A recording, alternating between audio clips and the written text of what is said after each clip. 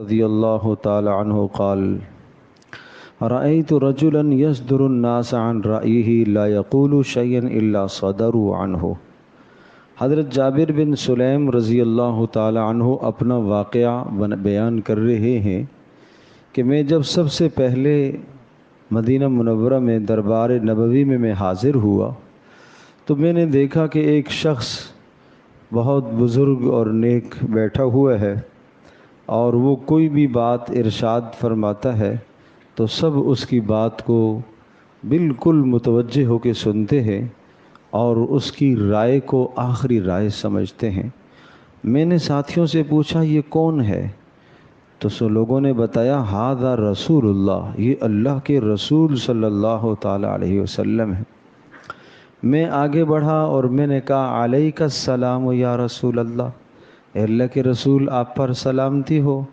آپ نے ارشاد فرمایا لا تقل علیک السلام، علیک السلام تحیۃ المیت، علیک السلام نہ کہا کرو، یہ تو مردوں کا کلمہ ہے، یہ تو مردوں کو کہا جاتا ہے، تم السلام علیکم کہو، السلام علیکم، ایک ہے علیک السلام اور ایک ہے علیکم السلام، جی تو السلام علیکم، سلام کو پہلے لانا ہے۔ جب آپ کسی کو سلام کریں تو ادب سکھایا السلام علیکم، اور وہ جواب میں کہے گا وعلیکم السلام، وعلیکم السلام۔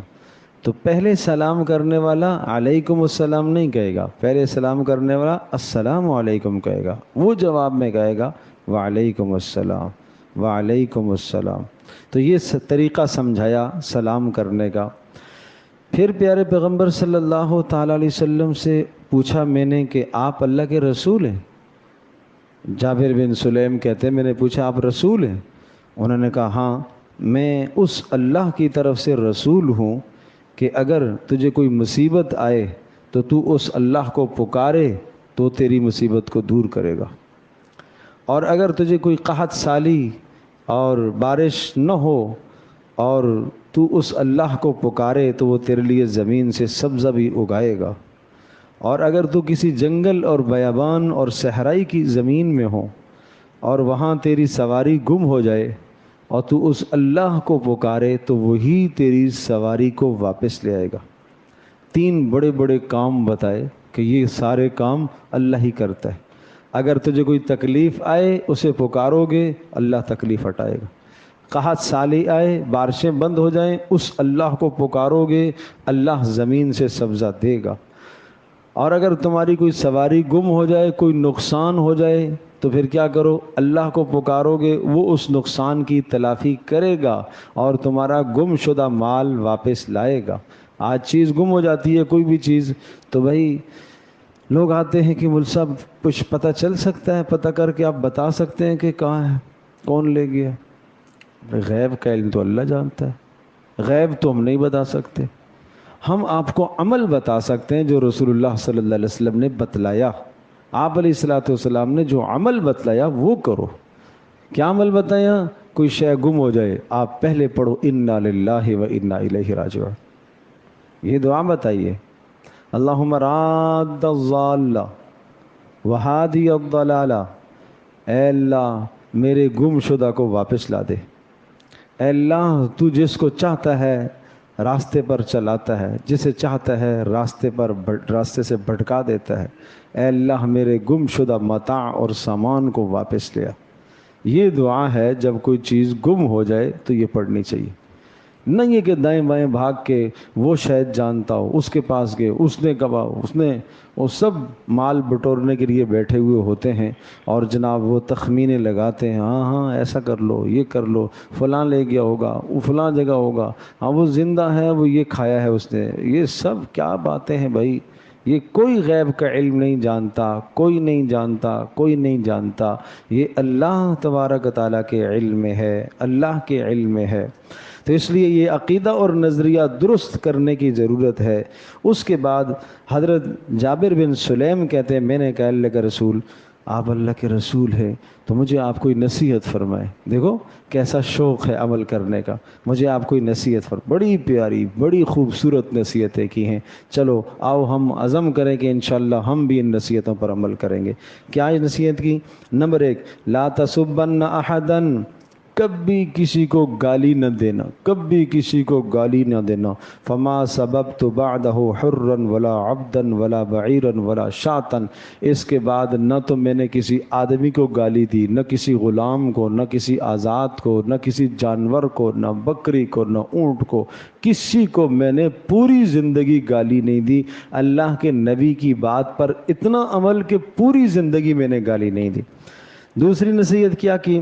وَلَا تَحْقِرَنَّ مِنَ الْمَعْرُوفِ شَيْئًا، کوئی چھوٹی سی نیکی بھی اگر سامنے آ جائے تو اس کو حقیر نہ سمجھنا، وہ کر لینا، وہ کر لینا. یہاں تک کہ راستے سے تکلیف دہ چیز کو ہٹانے کی بات آئے تو اس کو ہٹا دینا. مسجد میں کوئی کچرا تنکا نظر آیا تو اس کا اٹھانا نیکی ہے، اس کو ہٹا دینا. اور نمبر 3 فرمایا کہ وَأَن تُكَلِّمَ أَخَاكَ وَأَنْتَ مُبْسِطٌ إِلَيْهِ وَجْهَكَ، اپنے مسلمان بھائی کے ساتھ خندہ پیشانی سے ملنا، مسکرا کر ملنا، یہ بھی نیکی ہے، اس کو حقیر نہ سمجھنا.